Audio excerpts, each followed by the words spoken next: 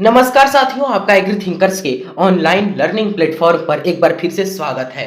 दोस्तों, कल यानी आपका 11 मार्च को कक्षा 11 कृषि में कृषि अभियंत्रण का जो पेपर है वो होने वाला है। ठीक है, तो इस वीडियो में जो यूपी बोर्ड ने मॉडल पेपर जारी किया है वर्ष 2024-25 के लिए, उस मॉडल पेपर को कंप्लीटली सॉल्व करेंगे हम आज की इस वीडियो में। ठीक है, और इसमें जो भी क्वेश्चन आए हुए हैं वो मोस्ट इंपॉर्टेंट है या कह लें तो सबसे ज्यादा महत्वपूर्ण है, क्योंकि आए हुए सभी क्वेश्चन किसी न किसी वर्ष आपके एग्जाम में पूछे गए हैं। ठीक है, और ये बात प्रूव है कि कभी ना कभी आए हुए हैं सारे क्वेश्चन। आप देखेंगे अपनी पुस्तक उठाकर तो जरूर आपको मिलेंगे। ठीक है, तो चलते हैं हम अपने पहले प्रश्न की ओर। यहां से हम वीडियो को प्रारंभ करते हैं। ठीक है, चलिए, आपको पता है यहाँ पर बहुविकल्पी खंड आते हैं जिनमें आपका 5 क्वेश्चन जो है वो रहता है। ठीक है, तो बहुविकल्पी खंड को हम यहाँ पर सबसे पहले आपका हल करना शुरू करते हैं। देखिए क्या लिख रहा है यहाँ पर आपका, कठोरीकरण के उपरांत इस्पात हो जाता है। कठोरीकरण यानी हार्डनिंग, आपको पता होगा। तो आप इस्पात को अगर उसका कठोरीकरण कर देते हैं तो जो इस्पात है वो क्या हो जाता है, वो भंगुर हो जाता है। ठीक है, तो इसमें ऑप्शन तीसरा सही हो जाएगा। फिर देखिए हैरो का प्रयोग, इसमें क्या क्या कर रहा है, हैरो का प्रयोग करते हैं। किस लिए करते हैं? पहला ऑप्शन क्या है, मिट्टी की भुरभुरी यानी मिट्टी हो जाए उसको भुरभुरी करने के लिए। ठीक है, और तो सही है, मिट्टी को भुरभुरी करने के लिए इसका यूज करते हैं। दूसरा ऑप्शन है कम गहराई तक मिट्टी काटने के लिए, ये भी सही है, थोड़ी सी गहराई तक मिट्टी काटने के लिए यूज होती है। फिर क्या है, खाद को पलट मिट्टी में मिलाने के लिए, इसमें भी हैरो यूज होता है। तो इसमें आपका ऑप्शन नंबर जो डी है वो सही हो जाएगा इन सभी के लिए, ये आपको ध्यान में रखना है। चलिए आगे देखते हैं। देखिए यहां पर सीड्रिल द्वारा नियंत्रित नहीं होती है। इस क्वेश्चन में आपका कह रहा है सीड्रिल द्वारा क्या नियंत्रित नहीं होता है, तो इसमें आपका क्या हो जाएगा, इसमें आपका हो जाएगा यहां पर चौथा ऑप्शन, बीज से बीज की दूरी। देखिए सीड्रिल में सीड रेट मेंटेन हो जाती है, डेप्थ भी मेंटेन हो जाती है, और मतलब जो लाइन से लाइन के बीच में स्पेसिंग है वो भी मेंटेन हो जाती है। लेकिन जो बीज से बीज की दूरी है यानी सीड टू सीड डिस्टेंस है वो मेंटेन नहीं होती है। तो इसमें ऑप्शन नंबर चौथा सही हो जाएगा। फिर देखिए हल के खिंचाव को प्रभावित नहीं करता है, तो इसमें कौन सा फैक्टर है जो उसके डेप्थ, जो हल होता है, प्लाउ होता है, उसके ड्राफ्ट को इफेक्ट नहीं करता है। चौथे ऑप्शन में देखिए, ये कोण की चौड़ाई, जो फरो की चौड़ाई है, विड्थ है, वो प्रभावित करती है। भूमि का प्रतिरोध ये भी प्रभावित करता है। कोण की गहराई जो डेप्थ है वो भी प्रभावित करती है। तो इसमें जो भूमि का क्षेत्रफल है या एरिया ऑफ सॉइल है वो प्रभावित नहीं करता है। तो पहला ऑप्शन इसमें सही हो जाएगा। फिर देखिए दाबरोधी का प्रयोग होता है, इसमें कौन सा हो जाएगा, इसमें आपको क्या हो जाएगा, देखिए दाबरोधी का प्रयोग कल्टीवेटर में नहीं होता है, हैरो में नहीं होता है, डिस्क हैरो, चूंकि हैरो में नहीं होगा तो डिस्क हैरो में नहीं होगा, हो में भी नहीं होगा, तो इसका प्रयोग मिट्टी पलट हल जिसको मोल्ड बोर्ड हल बोलते हैं उसमें दाबरोधी लगी होती है। तो इसमें आपका ऑप्शन तीसरा सही हो जाए। फिर देखिए आपका क्या कह रहा है यहाँ पर, नट एवं बोल्ट किस धातु के बने होते हैं, ये आपका दूसरा क्वेश्चन कर रहा है। तो मृदु इस्पात किसके बने होते हैं, नट और बोल्ट मृदु इस्पात के बने होते हैं, जिसको माइल्ड स्टील या लो कार्बन स्टील बोला जाता है।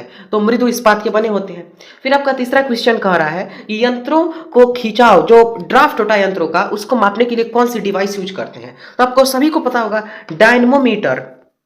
डायनमोमीटर नाम का जो उपकरण है उसको यूज करते हैं ड्राफ्ट को मेजर करने के लिए।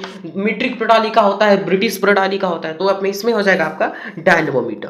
फिर देखिए गन्ना पेरने के कोल्हू में सबसे बड़े बेलन का क्या नाम है, ये क्वेश्चन कह रहा है। इसमें आपका क्या हो जाएगा, देखिए जो गन्ना पेरने का कोल्हू होता है उसमें जो सबसे बड़ा बेलन या सबसे मेन जो रोलर होता है उसको बोलते हैं नर बेलन। ठीक है, नर बेलन इंग्लिश में लिखेंगे किंग रोलर। ठीक है, तो किंग रोलर या नर बेलन जो होता है ये सबसे बड़ा बेलन होता है गन्ना पेरने की कोल्हू में। फिर कह रहा है 2 हेक्टेयर सेंटीमीटर में कितना लीटर पानी आता है, तो आपको पता है 1 हेक्टेयर सेंटीमीटर में कितना आता है, 1 लाख लीटर। ठीक है, 1 लाख लीटर आता है आपका कितने में, तो 1 हेक्टेयर सेंटीमीटर में। तो 2 हेक्टेयर सेंटीमीटर में कितना आएगा, 2 लाख आएगा, 3 में 3 लाख आएगा, तो इसमें आपका हो जाएगा 2 लाख लीटर। ठीक है, पांचवें क्वेश्चन में। फिर छठा क्वेश्चन है प्रजा हल, जो प्रजा प्लाऊ होता है उसकी जो फार है, जो शेयर है, वो किस धातु की या किस मेटल की बनी होती है। तो छठवें क्वेश्चन में क्या हो जाएगा, द्रुत सीतित ढलवा लोहा। ठीक है, किसकी बनी होती है, द्रुत सीतित ढलवा लोहे की जो प्रजा हल है उसकी फार बनी होती है। ये ध्यान में रखेंगे। अगला क्वेश्चन नंबर 7 आप लोग देख लीजिए, इस्पात को वर्गीकृत कीजिए। जो स्टील होता है उसको क्लासिफाई करने को कह रहा है, तो ये मैं आपको बताता हूँ। देखिए जो स्टील होता है उसको 7 वर्गों में वर्गीकृत किया गया है या 7 क्लासेज में क्लासिफाई किया गया है। पहला है ढलवा इस्पात या कास्ट स्टील, दूसरा है मृदु इस्पात, इसको बोलते हैं माइल्ड और लो कार्बन स्टील, तीसरा है मध्यम कार्बन युक्त इस्पात जिसको बोलते हैं मीडियम कार्बन स्टील, चौथा है उच्च कार्बन युक्त इस्पात यानी हाई कार्बन स्टील, पांचवा विशेष प्रकार के इस्पात यानी स्पेशल स्टील, छठवां मृदु केंद्र इस्पात यानी सॉफ्ट सेंटर स्टील, सातवां होता है पृष्ठ कठोर इस्पात यानी केस हार्डेंड स्टील, और आठवां क्या हो जाएगा मिश्र धातु इस्पात जिसको स्टील एलॉयज बोलते हैं। तो ये 7 प्रकार के आपके यहाँ पर जो वर्गीकरण है वो हो जाएगा। फिर आप क्वेश्चन नंबर 8 देखिए, तो इसमें आपका क्या आ रहा है क्वेश्चन नंबर 8 में कि गियर द्वारा शक्ति प्रेषण के लाभ। जो गियर होता है उससे शक्ति प्रेषण करने पर क्या क्या आपको लाभ होते हैं, तो ये आपका पूछ रहा है अति लघु उत्तरी में। इसको आप 5-6 लाइन में 5-6 अगर लाभ आप लिख देते हैं तो आपका काम चल जाएगा। क्या क्या लिख सकते हैं, जैसे पहला लाभ आप लिख सकते हैं इस प्रणाली में शक्ति का ह्रास नहीं होता है। दूसरा लिख सकते हैं इस प्रणाली में कम स्थान की आवश्यकता होती है यानी जगह भी कम लगेगा। तीसरा है इसके प्रयोग करने पर विभिन्न गति प्राप्त की जा सकती है। चौथा लिख सकते हैं बेवल गियर के प्रयोग करने से शक्ति का स्थानांतरण 90 डिग्री पर किया जा सकता है। पांचवा लिख सकते हैं समांतर शाफ्ट पर शक्ति का प्रेषण स्पर गियर द्वारा किया जाता है। छठवां लिख सकते हैं वर्म गियर से शक्ति का प्रेषण धीमी गति से किया जा सकता है। तो इस प्रकार से आप इसके लाभ लिख सकते हैं। तो 9वें क्वेश्चन में आपका देखिए क्या कह रहा है कि हल और हैरो में अंतर लिखिए। हल और हैरो में क्या डिफरेंस होता है वो आपको लिखना है। तो आपको कैसे लिखना है, आप 3 कॉलम बनाएंगे, ये छोटा सा कॉलम रहेगा, कॉलम ये बड़ा कॉलम रहेगा, ये बड़ा कॉलम रहेगा। यहाँ पे आपको लिखना है क्रम संख्या, यहाँ पे आपको लिखना है हल, यहाँ पे आपको लिखना है हैरो। ठीक है, तो पहला अंतर क्या लिख देंगे, क्रम संख्या 1 में 1 आप लिख देंगे। हल में क्या होगा, हल का मुख्य कार्य मिट्टी को काटना, पलटना तथा भुरभुरी करना है। हैरो का मुख्य कार्य पपड़ी तोड़ना तथा खरपतवार जो है उसको कलेक्ट करना है। फिर क्या हो जाएगा आपका, हल में हल द्वारा अधिक गहरी जुताई की जाती है, हैरो द्वारा कम गहरी जुताई की जाती है। ठीक है, मिट्टी को वो कम गहराई तक काटता है। तीसरा अंतर क्या हो जाएगा, हल में फार मिट्टी पलट दाबरोधी तथा हल मूल लगा होता है, हैरो में कीलें, खूटियां, कमानी अथवा डिस्क पाई जाती है। चौथा अंतर क्या हो जाएगा, एक प्राथमिक जो हल है आपको पता है ये प्राइमरी टीलेज इक्विपमेंट है यानी प्राथमिक भूपरिष्करण यंत्र है, और जो हैरो है सेकेंडरी टीलेज यानी द्वितीयक भूपरिष्करण यंत्र है। तो 4 अंतर आप लिख देंगे, आपका काम चल जाएगा। फिर आगे देखिए क्वेश्चन नंबर आपका 10वें क्वेश्चन में आपका क्या कह रहा है कि स्प्रेयर और डस्टर में अंतर लिखिए। तो अति लघु उत्तरी में पूछा, आप इसमें 5 अंतर लिख देंगे, आपका काम चल जाएगा। देखिए क्या क्या आप अंतर लिख सकते हैं। पहला अंतर आप क्या लिख देंगे कि स्प्रेयर जो है वो रसायनों को द्रव रूप में पौधों पर छिड़कता है, जबकि डस्टर रसायनों को पौधों पर धूली रूप में यानी डस्ट के फॉर्म में डस्टिंग उसकी करता है यानी बुरकाव करता है। दूसरा अंतर क्या हो जाएगा, पहला अंतर यही है कि जो स्प्रेयर है वो जो लिक्विड फॉर्म में केमिकल है उनको यानी प्लांट पर अप्लाई करता है, डस्टर है वो डस्ट फॉर्म में अप्लाई करता है जो केमिकल होते हैं। अगला क्या हो जाएगा, स्प्रेयर की कीमत जो है वो अधिक है, डस्टर की अपेक्षाकृत कम है। ठीक है, डस्टर थोड़ा सस्ता होता है स्प्रेयर से। तीसरा अंतर क्या हो जाएगा, स्प्रेयर द्वारा स्प्रे किए गए क्षेत्रफल में प्रति इकाई सक्रिय तत्व जो यानी एक्टिव इंग्रेडिएंट जो केमिकल होता है का मूल्य कम तथा डस्टर द्वारा बुरकाव करने पर प्रति इकाई क्षेत्रफल में सक्रिय तत्व यानी रसायन का मूल्य अधिक होता है। चौथा अंतर क्या लिख देंगे, स्प्रेयर द्वारा सभी स्थानों पर एक समान रसायन का छिड़काव होता है, जबकि डस्टर द्वारा रसायन की मात्रा कम या अधिक हो जाती है। पांचवा अंतर क्या लिख देंगे, स्प्रेयर के लिए पानी की आवश्यकता होती है, जबकि डस्टर के लिए क्या आवश्यकता है, वो तो पाउडर की फॉर्म में डस्टिंग करेगा, तो डस्टर के लिए पानी की आवश्यकता नहीं होती है। तो ये आपका हो जाएगा। अगला क्वेश्चन देखिए, क्वेश्चन नंबर 11 आपका क्या कर रहा है भू परिष्करण से आप क्या समझते हैं। इसको टीलेज या जुताई से आप क्या समझते हैं। तो इसकी एक लाइन की मैं परिभाषा आपको बता देता हूं, उसके बाद से और भी चीज आप लिख सकते हैं। फिजिकल मैनिपुलेशन ऑफ सॉइल, क्या PHY physical manipulation of soil यानी मृदा का भौतिक हेरफेर क्या कहलाता है, भू परिष्करण कहलाता है। जो सॉइल है हम उसको इस लायक बनाते हैं जिस पर हम बीज वगैरह बुआई जो है करके हम उत्पादन ले सकें। तो एक लाइन में आप डिफिनेशन लिख सकते हैं, physical manipulation of soil that is called tillage यानी मृदा के भौतिक हेरफेर को हम भूपरिष्करण बोलते हैं। इसके दोनों टाइप लिख दीजिए, प्राइमरी जो आफ्टर सोइंग की जाती है और जो सेकेंडरी है वो मतलब प्राइमरी बिफोर सोइंग करते हैं, primary tillage, secondary tillage after sowing करते हैं। प्राइमरी टिलेज में आपका हल आ जाएगा, सेकेंडरी टिलेज में अन्य जो यंत्र है हैरो हो कल्टीवेटर, ये चीजें आ जाएंगी, तो ये चीज आपका हो जाएगा। फिर आपका क्या है, क्वेश्चन नंबर 12 आपका क्या कह रहा है वो देख लीजिए यहाँ पर।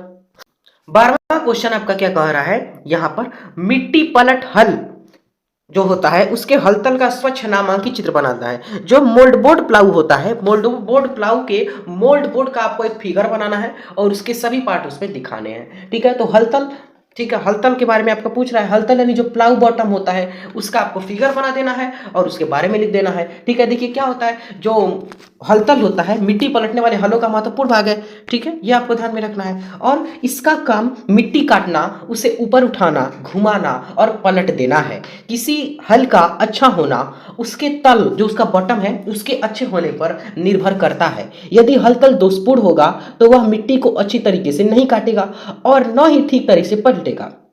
इससे खेत में ढेले बन जाएंगे और खेत चौरस नहीं पाएगा। ठीक है, यह आपको ध्यान में रखना है। फलस्वरूप खेत में अच्छी उपज नहीं मिलेगी, पता है, ईल्ड नहीं ठीक से मिलेगी। यदि हलतल अच्छा होगा तो ठीक प्रकार से काम करेगा, ठीक प्रकार से काम करेगा नहीं एक जैसा कूड़ काटेगा तो मिट्टी भुरभुरी हो जाएगी, खेत चौरस हो जाएगा और इससे ईल्ड आपको अच्छी मिलेगी। तो ये चीज आपका होता है यहाँ पर। अब फिगर भी इसका आपको बना देना है। फिर देखिए आपका क्या कह रहा है, क्वेश्चन नंबर 13 है आपका। इसमें आपका क्या कह रहा है देख लीजिए। क्वेश्चन नंबर 13 हमें क्या कह रहा है, कह रहा है आपका कि 1 हेक्टेयर फसल जिसके लिए 7 हेक्टेयर सेंटीमीटर, 7 हेक्टेयर सेंटीमीटर मतलब 7 लाख लीटर पानी की आवश्यकता होती है, को सींचने के लिए कितना समय लगेगा। गणना कीजिए विकेंद्री पंप, जो आपका सेंट्रीफ्यूगल पंप होता है, उससे जल प्रस्राव 1500 लीटर पर मिनट है। 1 मिनट में 1500 लीटर उससे जल निकल रहा है तथा 10% जो पानी है वो आपका नष्ट हो जा रहा है अलग अलग कारणों से। तो इसको आपको सॉल्व करना है। कैसे आप सॉल्व करेंगे, ऐसे आप लिख देंगे, एक सेकेंड, आप उत्तर लिखेंगे और उत्तर के बगल में आप गणना लिखेंगे, या इंग्लिश वाले हैं तो कैलकुलेशन लिखेंगे और आप हिंदी वाले हैं तो आप गणना और कैलकुलेशन दोनों लिख देना है। ठीक है, क्या लिख देंगे, देखिए विकेंद्री पंप का जल प्रस्राव कितना है 1500 लीटर, तो लिख देंगे विकेंद्री पंप का जल प्रस्राव बराबर 1500 लीटर पर मिनट। अतः 1 घंटे का जल प्रस्राव कितना हो जाएगा, 1500 गुणे 60 बराबर कितना हो जाएगा, 1500 गुणा कर देंगे, 1500 गुणा अगर 60 हम करेंगे तो आपका कितना हो जाएगा, तो आपका हो जाएगा आपका 90,000 लीटर। ठीक है, चूंकि 10% पानी कारणों से नष्ट हो रहा है, अतः प्रति घंटा शेष पानी जो सिंचाई में प्रयुक्त होगा उसका क्या कर देंगे, इक्वल टू 90 गुणे 90,000 बट्टे 100 लीटर। तो कितना आ जाएगा आपका, ये कितना आ जाएगा आपका 81,000 लीटर। ठीक है, 81,000 लीटर। 1 हेक्टेयर फसल जिसके लिए 7 हेक्टेयर सेंटीमीटर पानी की आवश्यकता है। 1 हेक्टेयर सेंटीमीटर पानी बराबर 1 लाख लीटर, तो मैंने आपको शुरू में ही बताया, इसलिए 7 हेक्टेयर सेंटीमीटर पानी बराबर 7 लाख लीटर। अतः 81,000 लीटर पानी पंप द्वारा प्राप्त होता है 1 घंटे में बराबर।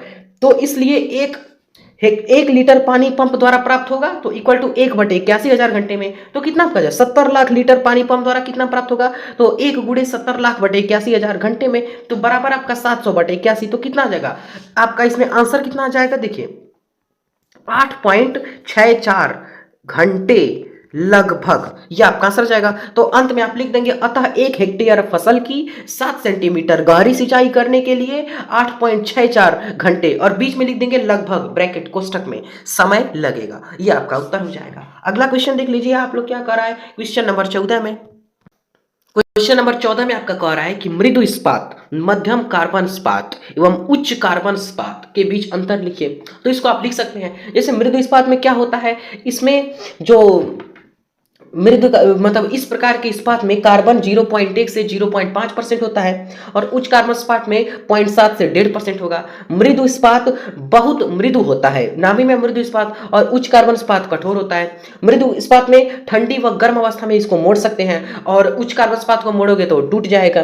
फिर मृदु इस्पात में ऊष्मा का उपचार नहीं किया जा सकता, हीट ट्रीटमेंट, और जो उच्च कार्बन इस्पात है उसमें हम कर सकते हैं। तो इस प्रकार से कई सारे जो अंतर है वो आपको लिख देना है। ठीक है, ये आपका होता है। फिर देखिए क्वेश्चन नंबर 15 क्या कह रहा है आपका यहाँ पर, क्वेश्चन नंबर 15 आपका यहाँ पर कह रहा है, 1 सेकेंड, 15वां क्वेश्चन आपका कह रहा है कि अपकेंद्री पंप जो आपका सेंट्रीफ्यूगल पंप होता है, इसको विकेंद्री पंप भी बोलते हैं, उसका आपको सिद्धांत लिखना है, जिसका प्रिंसिपल है वो आपको लिखना है, एवं अपकेंद्री पंप का आपको वर्णन करना है। ठीक है, तो देखिए आजकल देखिए अपकेंद्री पंप जो है वो अपकेंद्रण यानी सेंट्रीफ्यूगल प्रिंसिपल अपकेंद्रण के सिद्धांत पर काम करता है। ठीक है, सिद्धांत क्या होगा आप लिख सकते हैं, यह पंप अपकेंद्री बल जो सेंट्रीफ्यूगल फोर्स है उसके सिद्धांत पर काम करती है।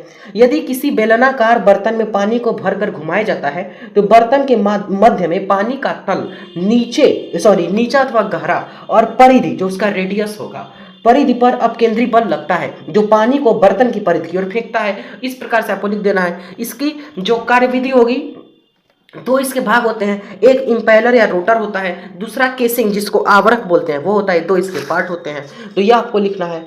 और इसके बाद से इंपेलर जो है विद्युत मोटर या इंजन के द्वारा बहुत अधिक गति से घुमाया जाता है। वो गति 1200 आरपीएम होती है। अगर रेंज में देखेंगे तो 1000 से 1400 आरपीएम होती है। अब अपकेंद्री पंप के कई भाग होते हैं, जैसे impeller, stuffing box, coupling, suction pipe जो सक करने वाला, जो पानी को सक करेगा पाइप। ठीक है, foot valve, check valve, casing, soft bearing, base plate यानी आधार प्लेट, डिलीवरी पाइप जो पानी को डिलीवर करेगा खेत में, गेट वाल्व। ये 10 प्रकार के यहाँ पर पार्ट होते हैं। ठीक है, इंपेलर जैसे 3 टाइप का होता है, खुला इंपेलर, बंद इंपेलर और मतलब अर्ध खुला इंपेलर। इसी प्रकार से आपको और भी चीजें लिख देनी है यहाँ पर, तो कम से कम 2.5-3 पेज में लिखेंगे, क्योंकि विस्तृत उत्तरी में है तो आपका 15वां क्वेश्चन का काम हो जाएगा। फिर देखिए 16वां क्वेश्चन आपका यहाँ पर लिख रहा है, क्या लिख रहा है देखिए यहाँ पर 16वां 17वां क्वेश्चन। 16वां ऐसा भी आपके वन लाइनर ही है। एक चालक घिरनी जिसका व्यास 30 सेंटीमीटर है 300 चक्कर पर मिनट की चाल से चलकर काउंटर दंड पर लगी घिरनी जिसका व्यास 45 सेंटीमीटर है खुद चलाती है। इस काउंटर दंड पर 40 सेंटीमीटर व्यास की दूसरी घिरनी लगी है जिसके द्वारा मशीन के 20 सेंटीमीटर व्यास की घिरनी को चलाया जा रहा है।